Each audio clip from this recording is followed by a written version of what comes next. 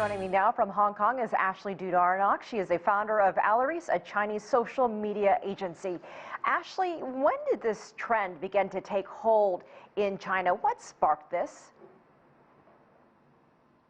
Well, it started actually a couple of years ago, and nothing is showing, it's not going to slow down anytime soon. So you need to understand that in China, young children starting at 16, when they get to high school, they actually have very little ways to showcase who they are and their personality. They wear a uniform, and the girls are not allowed to wear jewelry or makeup. So sneakers are the only thing that they can use to showcase their personalities.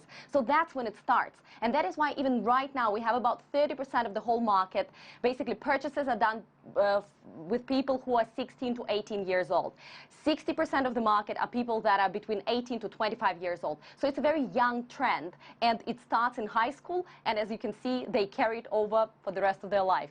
You mentioned part of the appeal, but is this also a status symbol? What else does this convey? And we saw in our story a lot of guys buying sneakers, but you mentioned women. Are women buying these sneakers as well? Well, around 43 to 45% of all buyers are women. So the market has definitely shifted to a more equal kind of breakthrough. And I would say, in terms of why are they purchasing? It's not just that they want to show off, but it's also, you know, it's niche, it's luxury. It is the way to show what your family is all about. So usually people that buy sneakers right now, they come from a wealthy family, but not extremely wealthy. They're sort of upper middle class, and their parents are usually very, very liberal. They give them money for those sneakers. They give them money to live a comfortable lifestyle. So these are those that buy it for use, for themselves. They very often have collections. In China also, this collectible, this luxury, that desire to touch higher quality goods and be a part of the trend is very, very strong, especially among younger generation.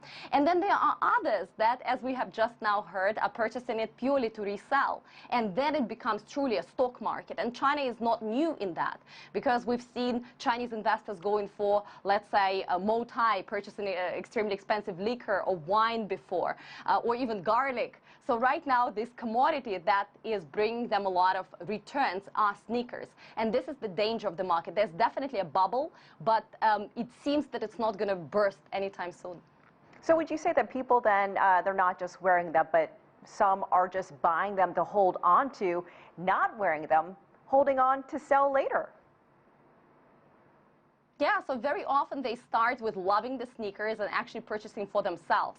But once they realize that the sneaker that I bought can basically triple, quadruple the price in a couple of months or a year, they just hold on to it and then resell. That's how you have those collections, just like wine collections, where you have some to consume by yourself, but you also resell some. Right now, the danger is that a lot of people are entering this market without being true sneakerheads. They enter this market just because they see there's money in it, and they don't understand the sneakers well enough, the brands, products, etc. And that's where it gets a little bit out of control, I guess. All right, Ashley Dudarenok, thank you so much for joining us from Hong Kong. It's a hot commodity in China, footwear, but not just any kind. High-end sneakers are all the rage, but the exploding market is sparking worry that it could spiral out of control. CGTN's Francis Coe reports. Willingly taking a whiff of one's shoes may seem strange, but when you look closer at 21-year-old Wang Ye's collection, you start to understand. If you wear such a pair of shoes, you have to know and respect them. Piled high in his cramped Shanghai apartment are his 200 pairs of sneakers and counting. He estimates they're worth hundreds of thousands of yuan. Like with any prized possession, he is meticulous about protecting them. Either I follow my favorite basketball star, or I follow the hobby of collecting sneakers. I like playing basketball, and I have more basketball shoes. Wang Ye is part of a growing group of so-called sneakerheads in China, fans of high-end, limited edition sneakers marketed by pro athletes, rappers, and other celebrities. When a new pair drops, as sneakerheads say, typically just a couple hundred are made available. Plenty of fans line up at stores or enter online lotteries. Many of the popular sneakers are basketball shoes. a reflection of China's feverish love for the sport. But not everyone keeps the shoes for personal collections. Some buyers resell the shoes, often at a much higher cost than the original price. This one, the Soulfly X Air Jordan 1, reportedly sold on the online marketplace app Nice for a cool $10,700 US. The app is just one of several popping up in an online market of sneaker exchange platforms, sparking an increasing number of young entrepreneurs.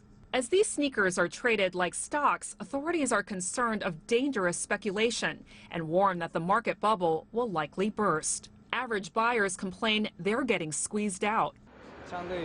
Compared with 2 years ago, it's hard to buy sneakers now because there are many participants. The sneaker market is getting more popular.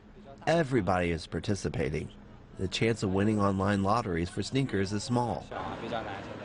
The trend isn't showing any signs of slowing. According to one research firm, China's secondary market for sneakers passed $1 billion this year in a global market worth $6 billion, proving the sneakerhead market is on firm footing.